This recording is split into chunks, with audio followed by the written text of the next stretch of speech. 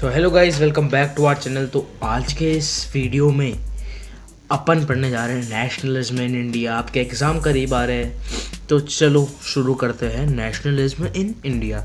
ठीक है, तो नेशनलिज्म इन इंडिया में सबसे पहले अपन पढ़ेंगे क्या था। In India as in many countries there other colonies, growth of modern nationalism is intimate and connected to the anti-colonial movement। तो क्या होता है नेशनलिज्म में, जब गांधी जी अपने देश में नहीं आए थे उससे पहले फर्स्ट वर्ल्ड वॉर के बाद में अपने इंडिया की स्थिति बहुत ख़राब हो चुकी थी। ठीक है, तो पीपल बिगेन डिस्कवरिंग देयर, ठीक है देखो, people began discovering their grievances colonisation Congress under Mahatma Gandhi but they are sort conflicts. ठीक है, अब ठीक है, तो महात्मा गांधी के अंडर कांग्रेस किसके अंडर थी? महात्मा गांधी के अंदर। बस याद रखना, कुछ नहीं आएगा इसमें से। अब सबसे important topic, the idea of satyagraha. Mahatma Gandhi advocated a noble agitation satyagraha. This method was the idea that is fighting for true cause there is no to take records. ठीक है भाई लोग, ये था। एक मिनट रुक दो, तुम्हारा भाई थोड़ा सेट कर ले, फिर अपन करते हैं। तो could with in the rate and without बिक्री से, तो आइडिया सत्याग्रह था किसी को भी किल करे बिना अपन कुछ भी कोई भी चीज़ को लड़ सकते हैं। ये एक इंसान के अंदर होता है। ठीक है, अब इसके आगे अपन बढ़ेंगे। तो सबसे पहले अब गांधी जी ने 3 जगह आपके सत्याग्रह के लॉन्च करा। तो पहला था peace and movement in Champaran 1977, mill group workers Ahmedabad 1992। तो चंपारण में क्या था? Peace and movement. उसमें क्या होता था कि बिहार के साइड एक इंडिगो की प्राइस बढ़ने लग गई, तो जो इनके वर्कर्स थे, जो इनके लैंडलॉर्ड्स थे, वो उनको मना करने, इनसे पैसे भी ले लेते थे, उनको मना करते थे इंडिगो उगाने के लिए। मील वर्कर्स अहमदाबाद और peace and movement in Kheda, पहले ये 1917 में हुआ चंपारण, फिर 1918 में हुआ, फिर 1918 में खेड़ा हुआ। तो अहमदाबाद वाला और खेड़ा वाला 1918 में हुआ और चंपारण वाला इनसे पहले हो गया। अब सबसे बड़ा रिवॉल्यूशन, अब गांधी जी ने क्या सोचा, 3 जगह मेरा सक्सेस। गांधी जी हैप्पी हो गए थे लिटरली गांधी जी। तो उन्होंने क्या पास करा? Rowlatt act. The Rowlatt act was pass by the imperial legislative council, the Indian government not support the act, it was passed.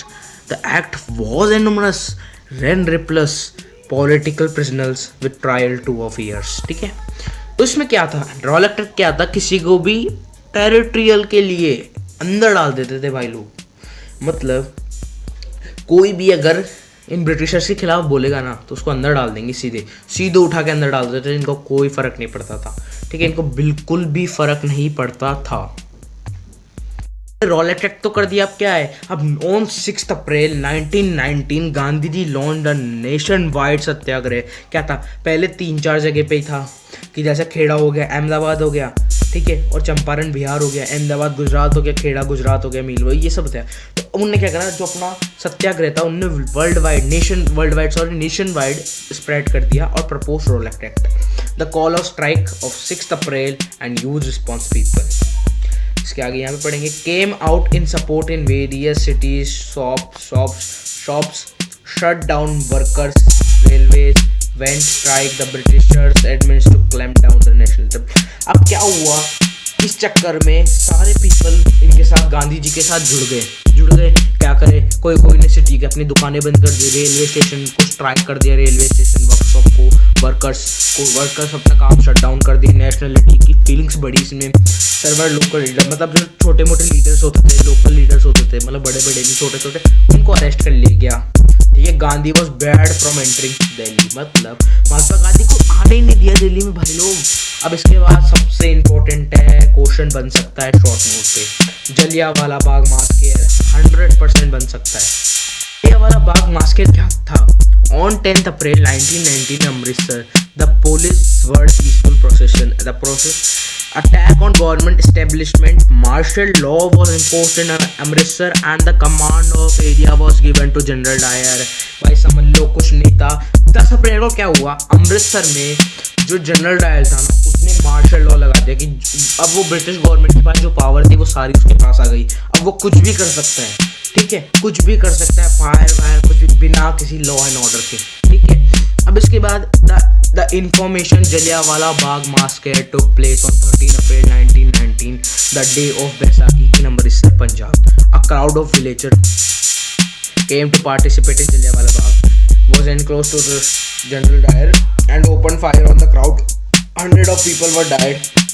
Reaction of the Dick Bussey.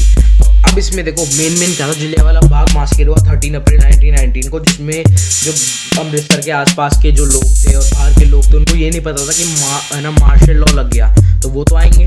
वो आए. अब crowd of villager came into the participation in fair in Jallianwala Bagh.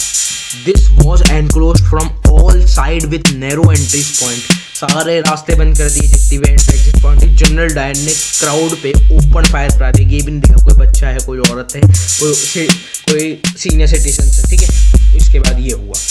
अब इसके बाद आते हैं अपन सबसे important topic भाई मेरे, खिलाफत मूवमेंट. यार खिलाफत मूवमेंट क्या था?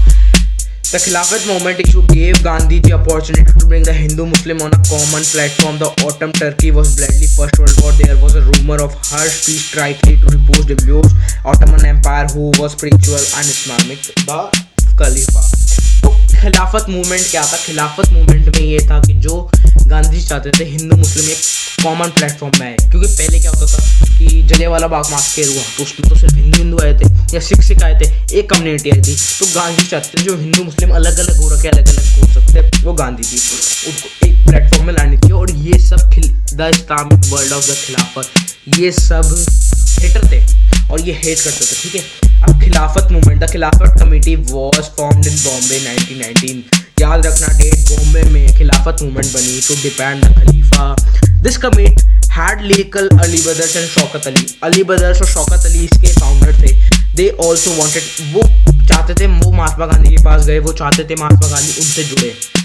Take a part of cause of united action and Calcutta season of in September 1920 the resolution passed corporation. ठीक है. उसके बाद सबसे important topic non cooperation movement. ये पार्ट 1 में नॉन कोऑपरेशन तक क्या आएगा, उसके आगे नहीं पढ़ाऊंगा.